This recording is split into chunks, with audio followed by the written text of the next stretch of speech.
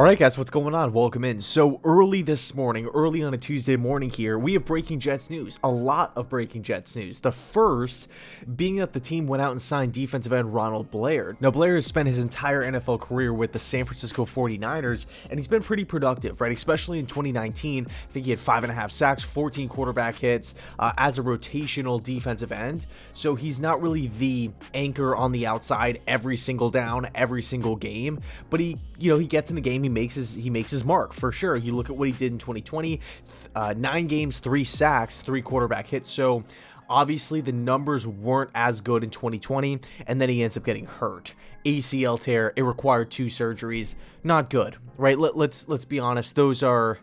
That's not good news. So common sense would tell you that he's probably going to be signing with the New York Jets for a similar style of role, right? As a rotational defensive end. You look at the guys on the roster, Vinny Curry, I'm excited about him, John Franklin Myers, Bryce Huff, what's happening with Jabari Zuniga. All in all, I feel like this defensive end spot opposite of Carl Lawson is kind of just this, I don't want to say a turnstile because that's kind of a negative connotation, but we have depth. We're adding bodies to this room, and that is always a plus. I mean, you're taking a look at the guys currently on the roster.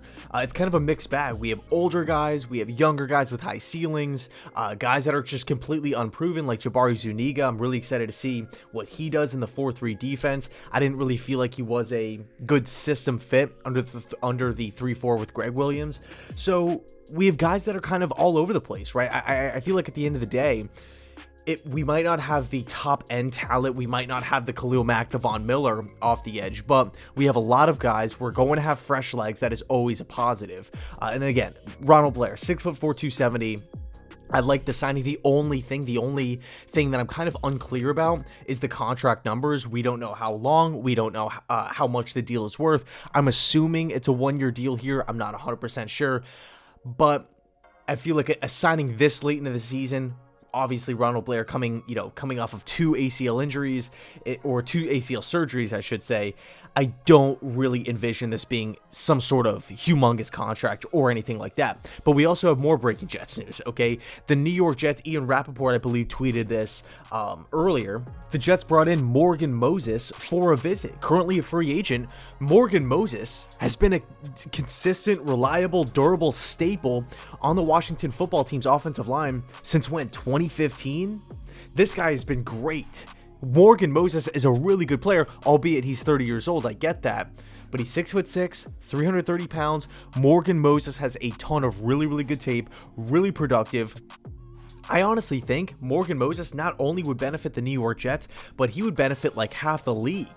I'm not saying that Morgan Moses and the Jets are, closing in on a deal or anything like that, because he ended up leaving New York to go visit with, I think it was the Chicago Bears. I think it was. I'm not 100% sure. I don't expect Moses to sign anytime soon, but at the end of the day, I'm happy that the Jets, much like the defensive end position as well with Ronald Blair here, I'm happy that we're addressing the weaknesses on this team. I'm happy that we signed a bunch of free agents, but Joe Douglas is not done yet. He is still trying to find ways to add bodies, add talent to this team. So anyway, let me know your thoughts down below in the comment section. Thanks so much for watching. How do you like the Ronald Blair signing?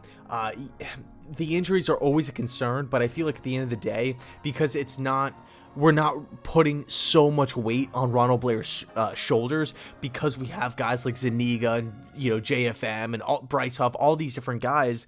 It's not going to be as bad, as detrimental to the team if Ronald Blair isn't as healthy as maybe he was back in 2019, where he popped off and had that great season. And then also Morgan Moses. Do you think the Jets should maybe offer a contract to Moses? Do you think they should, maybe even increase their numbers if it starts to get into a bidding war?